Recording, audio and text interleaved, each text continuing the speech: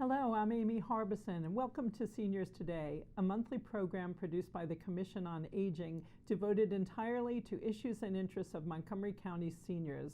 On today's show, we learn how older adults can continue driving safely as they age, and we'll discuss a movement that's helping many seniors age in place. But first, Montgomery County is a very diverse community with immigrants from around the world. In fact, about a third of our older adult population in Montgomery County represents diverse communities. The county established the Office of Community Partnerships to serve all the residents of the county, and it works to foster cooperation and partnerships within our diverse communities. My guest today is Diane Vu, the Director of the Office of Community Partnerships. Welcome, Diane. Thank you for having me. Well, thanks for coming in, and tell us about your office and what the scope of your work is. Yeah, so our office sits in the Community Engagement Cluster. The Community Engagement Cluster was formed to bring resources to our residents, both by geographic region and also in a culturally and linguistically competent way. Mm-hmm. So many folks are familiar with the 5 regional service centers, so they're a very big part of the Community Engagement Cluster. Mm-hmm. And then our office is the actually biggest piece of the Community Engagement Cluster. So we are here to ensure that we bring resources to our residents in a very culturally and linguistically appropriate manner, and then also ensure that our residents are at the table when policy and budget decisions are being made, so that there is diverse representation of our communities when those decisions are happening. Terrific. And you also right now are very engaged in the census, I would imagine. Yes, we are. So yes, we are leading the census work because of our partnerships with the community. We are leading the census work because we know that in this moment, to ensure for a fair and accurate count of all of our residents in Montgomery County, it is going to require a very huge undertaking and community organizing and education and outreach in a way that we've never done it before. And so our office is leading that work because of the partnerships and relationships that we have in the community. Terrific. And seniors are often, I would imagine, and ethnic groups often underrepresented in the census. Yeah, so actually seniors traditionally have not been an undercounted community, but this is the first first time that the census is primarily done online. And so because of that, we know that the technological divide and not having access to internet will be challenging for a lot of our communities, especially seniors. And you come from a family, a Vietnamese family, so you really know this immigrant experience firsthand. What can you tell us about the needs of the Vietnamese community, especially as they age in Montgomery County? Yeah, so I think that for a lot of our seniors, I mean, as you mentioned, a third of our population is foreign born. And for immigrants that are coming, trying to get acclimated to Montgomery County, there are very big linguistic and cultural barriers, and especially in seniors. Because when you come over to a new country as an adult, it's very difficult to learn English. Sure. I mean, they say the best age to learn a second language is before the age of 3, right? So it's incredibly challenging as an adult. And so because of the language barriers, because of the cultural barriers, I mean, a lot of our communities come from countries where they don't engage in government. So the last thing that they do when they come to Montgomery County is to seek out services. And so then the aging population that comes from these different countries tend to become very isolated. And so then you have to deal with things like depression, loneliness. Then there are health issues because they're not accessing health services. So there are a lot of challenges when you're working with seniors from different countries of origin. Of course. And what about nonprofits that are specifically supporting the Vietnamese community? How are they helping? Yeah, so there are two nonprofit organizations that are working with the Vietnamese community, one is the Association of Vietnamese Americans, and the other one is called Vietnamese American Services, and they are there to be a bridge between Vietnamese community and government. And so they provide a lot of linguistic assistance because the staff are bilingual. And so they can help seniors navigate resources that are available through the county. That's great. Recently, the Commission on Aging had a forum on diversity. It is becoming such an important topic, and you served as a panelist. Any reflections on that day or what the need looks like for more kinds of convenings of this type? Yeah, so I think it's important for us to continue to have these conversations because I think a lot of times when you're talking about senior populations, we leave out the needs of very specific communities. I was particularly struck that day, even though I have been working in the Vietnamese community for a very long time, by how many Vietnamese seniors were in the audience that day. And it was great that there was interpretation that was provided for the seniors that day. I mean, you have to remember the limited English proficiency rate amongst Vietnamese seniors is very high. Right. Some estimate it to be at 90%. And so in order to engage communities, we have to provide interpretation services. We have to be very strategic about our outreach to the community so that they are a part of these panels. And so I remember that day looking out into the crowd and seeing these Vietnamese seniors that I've known for quite a long time, a couple of decades now. I'm not going to give away my age. But they're still talking about the challenges they have in accessing services, the lack of programs that are specific to Vietnamese communities at senior centers. And so I'm glad that we're starting to have these conversations across the county. But realizing that we have, a lot of work to do in continuing to outreach to our diverse communities. Absolutely. What is the best number for diverse communities to have access to government, as far as you know, and what would you recommend the people, if they have needs in the community, who should they reach out to? Yeah, so what I would say for residents is the best way for them to reach out is to access the Gilchrist Immigrant Resource Center. So that center is run out of our office, and it is a center designed for new residents who are interested in accessing services to the county. The staff is multilingual. They have a great referral network, so if they are not providing the services there, such as English classes or computer classes for seniors, they can refer residents out. Right.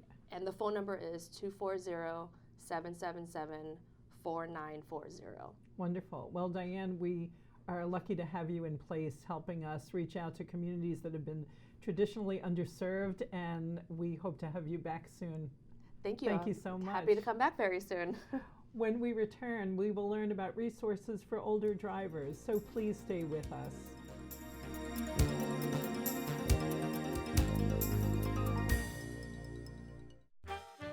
Did you know there are more than 10,000 county government phone numbers? But there's only one number you need to remember for non-emergency calls, 311. MC 311 is Montgomery County government's online telephone information system. Need information? Have a problem or complaint? Trying to locate a county government facility? Call 311. The call center is open Monday through Friday, 7 a.m. to 7 p.m. The website is available 24 hours a day, 7 days a week. In Montgomery County, we have a goal to reduce waste and recycle 70% of all waste by 2020. By recycling and reducing waste, we save natural resources and make our community even better. So recycle at home, work, school, everywhere, and keep recycling going. For more information, call the Montgomery County, Maryland Division of Solid Waste Services at 311 or visit montgomerycountymd.gov/recycling. Keep it going. Recycle more now. Introducing Ride on Flex, Montgomery County Department of Transportation's new on-demand transit service to help you get around in defined Rockville and Glenmont Wheaton zones. Download the Ride on Flex app to book your ride. No fixed stops or fixed schedules. The Flex comes when you book. New 11-passenger buses are wheelchair accessible and have free Wi-Fi. And you ride for $2 or less. Visit rideonflex.com for service areas and hours of operation.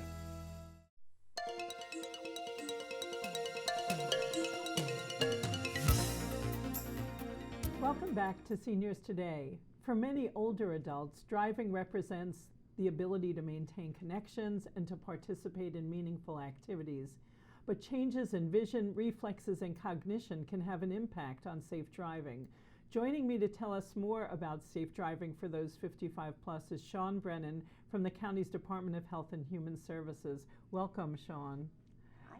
So, driving for older people, that's a topic that's not always easy for people. So, what do people need to be aware of as they age if they're not noticing change themselves?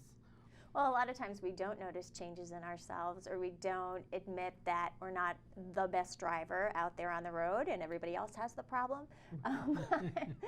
So, I mean, I think we just have to be humble enough to acknowledge that our abilities change over time. Sure. And it may not be in a predictable way, but there are likely going to be changes. Changes in vision happen as young as age 40. Where people's, especially at night when they are faced with changes in lighting, it takes longer for eyes to adjust after, for example, headlights have been in your eyes. That's seen in the literature. It's documented. Accept it and plan around it. Don't be surprised. You mentioned changes in reflexes and changes of cognition. Those things very commonly happen. And you know, we live in a really complex transportation environment now. Yes, we do.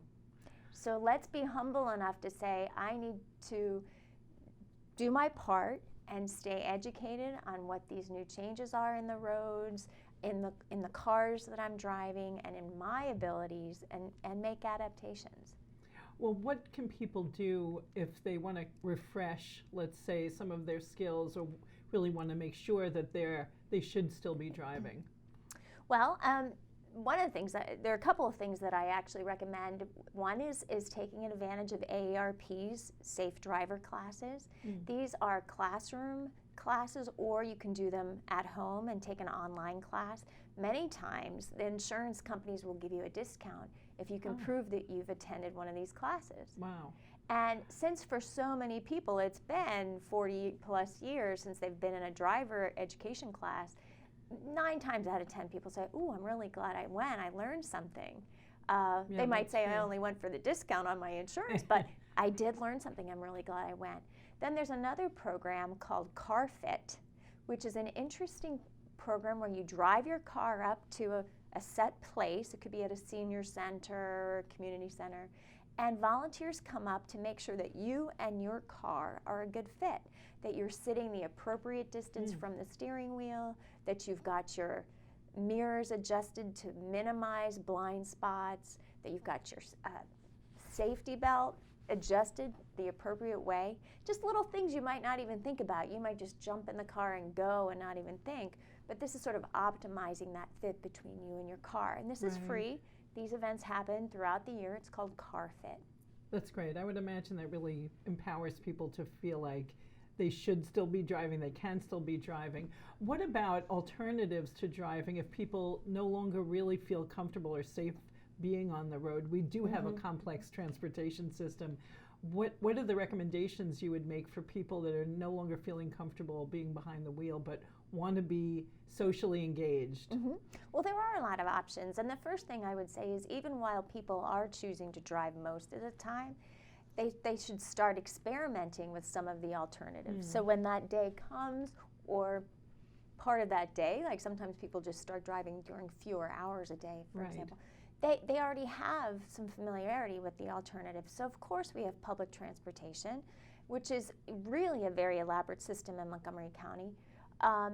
The cool thing for older adults is that it's free Monday through Friday from 9:30 to 3, and on Saturdays from 8:30 to 4.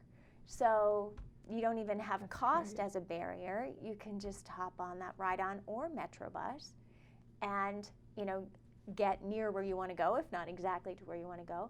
We have discounted taxi programs for people who are low income. Of course, we have a taxi industry that is still active and very, very much interested in serving older adults. There are volunteer transportation programs. So there's actually a lot out there that the county is really working hard to encourage. Because it isn't so easy necessarily to find the right program for you, there's a program called Connect a Ride. Huh. And Connect a Ride is free information and referral. You call, you talk about your particular circumstance, where you live, where you're going, your age, your income, and the folks on the other side say, okay, given everything you've told me, here are the programs that you should look into. Oh, you have a disability that's making it hard to use public transportation? Yes. Metro Access, that's probably going to meet your needs. This is how you register for Metro Access or apply for Metro Access. So let me tell you that phone number before I forget. 301-738-3252.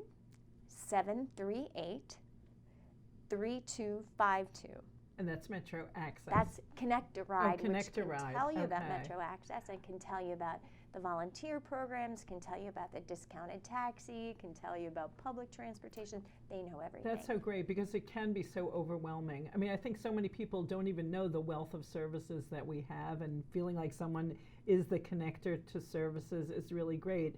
And I also want to mention, and we'll soon be talking in the next segment about villages, but that the villages also often have transportation as one of the services in community that they're helping to provide. Yes, it's been just so wonderful to see the villages blossom.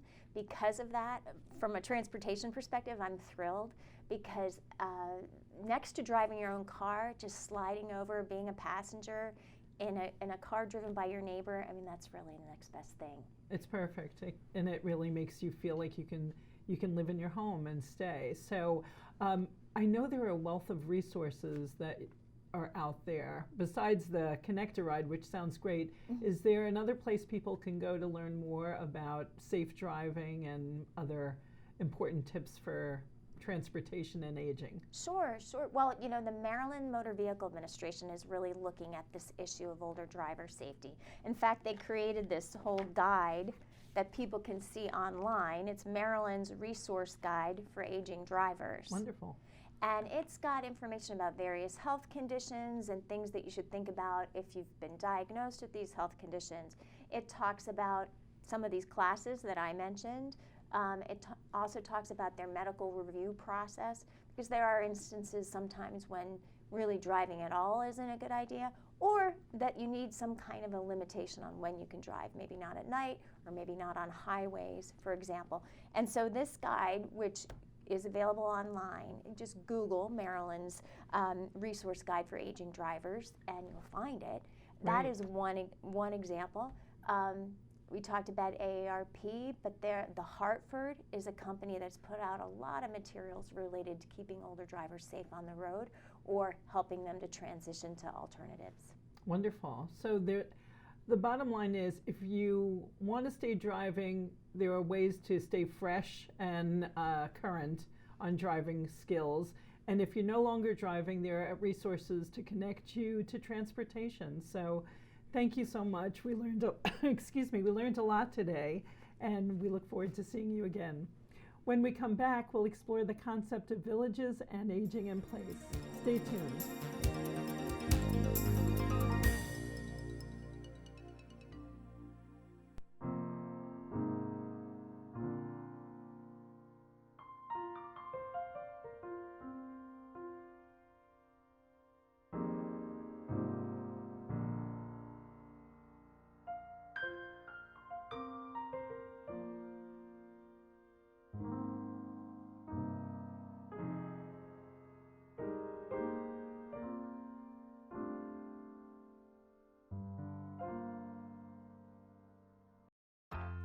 Introducing Ride on Flex, Montgomery County Department of Transportation's new on-demand transit service to help you get around and define Rockville and Glenmont-Wheaton zones.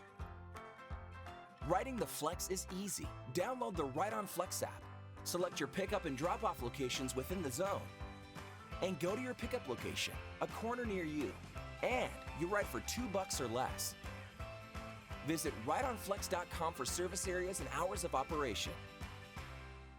Get there faster. Ride On has a new Route 129 limited stop service running along US 29 corridor. There are convenient park and ride lots along the route where parking is free, getting cars off the road, reducing congestion, which can decrease commute time. Visit rideonbus.com to stay up to the minute with schedules, updates, or delays. The Route 129 limited stop service runs in both directions along US Route 29, just 15 stops from the Burtonsville Park and Ride to the Paul Sarbanes Silver Spring Transit Center with our regular fare of $2.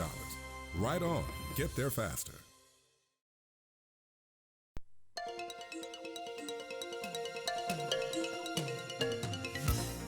Welcome back to Seniors Today. Many seniors would love to remain in their communities as they age, but that can present several challenges. And in response to these challenges, a national village movement has grown whose vision is to enable aging well in the community using a neighbor helping neighbor model. Montgomery County has a number of these village communities and a person to assist in their development and growth. She is Pazit Aviv, the Montgomery County Village Coordinator, and welcome. Thank you. Thank you so much for coming today. We just finished talking about transportation and how the villages is one way that seniors aging in place can really have access to the transportation they need so they're not isolated. First of all, tell us a little bit about what the villages are, because that's a great starting point. Yeah, it's important to remember that villages are not a place. Some people ask me, so where do I move to get in a village? But actually, village is an idea, a vision for people to be able to stay at their own home while remaining connected to their local communities. And the key word here is communities, more than the actual concrete support people give to one another. It's about reweaving the social fabrics of our networks and communities locally. It's remembering the way things used to be for individuals rather than creating something new and innovative. And people come together in a very grassroots way to form these local organizations. Most of them are nonprofits, and they create this infrastructure for each other to connect through social activities, large and small, and through the neighbor helping neighbor model you had mentioned. And indeed, one of the number one request for neighborly help is their rides. It's something that people feel a huge need for. And villages, it's more than just the actual transportation of person from point A to point B.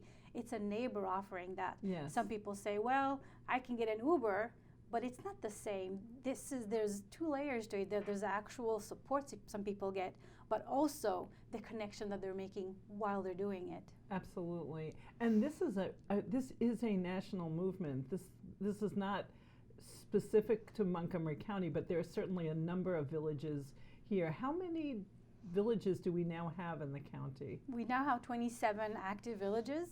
They are very different from one another. Some are low-key, very small and don't do a whole lot, but they're still there for the residents when they need them, while others are more complex and larger and provide a larger array of services and resources. And so give me an example of one on each end. Like, what's one of the largest villages or more complex villages that we have? There are a few. I would hate to pick one because everybody will call me and say, you didn't mention me, but... Don't mention names. What are some of the kind of services the more robust ones So offer? the robust villages have an executive director or another part-time staff, and they are paid for by membership dues and a combination of grant writing and other fundraising efforts. They offer office space, and people call the office and say, hey, what's happening today, or I'd like to get help doing A, B, or C. They often identify issues and try to reach out to individuals in their community and say, I'm seeing that you haven't attended a few meetings. Are you okay? Or you've just gotten back from the hospital. How can we help you? And they are able to mobilize volunteers to help people when they are back from hospitalization, offering a free meal or prescription pickup. Sometimes they would go into a doctor's visit with someone and do medical note-taking. It's so frustrating for someone when they have complex medical needs to come into a doctor's office. The doctor is busy, they have 5-10 minutes, and it's overwhelming for the person to to be able to hold all this information. So a volunteer would come with you and simply write down all the information so that then you have it in written form. So there's so much that villages can do for each other. It's pretty remarkable. What about our ethnic communities that we talked about? We are a diverse community. Yeah. Are we seeing any more villages that respond to needs of specific groups? Surely. I think there's a whole this is a whole conversation around diversity, and what villages are doing is they're trying to identify leaders within the various diverse groups of their neighborhoods and communities and invite them to join in, so they're able to have this direct conversation about what this means. What does it mean to have a village, and how does that apply to someone from a diverse background? Because as Diane had mentioned, there's so many cultural changes, and there's different ways people age, and their expectations, how to interact with people in their communities. And villages can serve as that intermediary and help people bridge those connections between the diverse communities and the community at large. Some villages are very diverse from their very inception. There are villages in the eastern part of the county, and it's who they are. They don't need to think about, oh, how am I going to be diverse? We simply are, because this is the people that are coming to the table. In addition to that, it's important to recognize that a lot of people who come from other countries and don't speak English proficiently, their comfort zone is staying within their group of peers. And so one of the project I'm working on is helping local community organizations take the village idea and adapt it to their older adults and find ways that they can create compatible program within a circle of people who are all feeling comfortable being with one another. And so there are a couple of initiatives right now of Vietnamese, Diane, we had mentioned VAS, and they are working on such a program. The American Muslim Senior Services serve the Muslim community in a way that is somewhat similar to the village concept, and there are others. That's great. So if people are wanting to learn more about either starting a village or understanding best practices of villages, you are the woman, you are the coordinator for the county. So how did people get in touch with you? There are a couple of ways of getting in touch with me. First, of course, email, and I think we'll have a nice little written ribbon for my email, because it's too long and complex to write, but the number to reach me at is 240-777-1231. There's a lot of information I have on the county's website, so if people simply Google Montgomery County villages, that will be their first hit. And there's information not only about what a village is, but where are there villages in the county. I have an interactive map that people can put in their address, and it will tell you if you have a village in your area and how can you join it. And if there isn't a village in your area, you can call me and we'll start talking about starting one for you. It's important to note that county doesn't start villages for communities. County supports people as they take on the task of starting a village. That is a really important point, and it feels like you're bringing that small town community feel back to our county, which is so important. Well, thank you so much, Aziz, for coming today and talking about the villages. It's an inspiring concept, and we can't wait to hear more from you. Well, that's it for this month's Seniors Today. Don't forget that you can access this show and a great deal of information about county services for seniors by going to the Montgomery County Senior website at montgomerycountymd.gov/seniors, or call the Senior Resource Line at 240-777-3000. And as always, thank you for watching Seniors Today.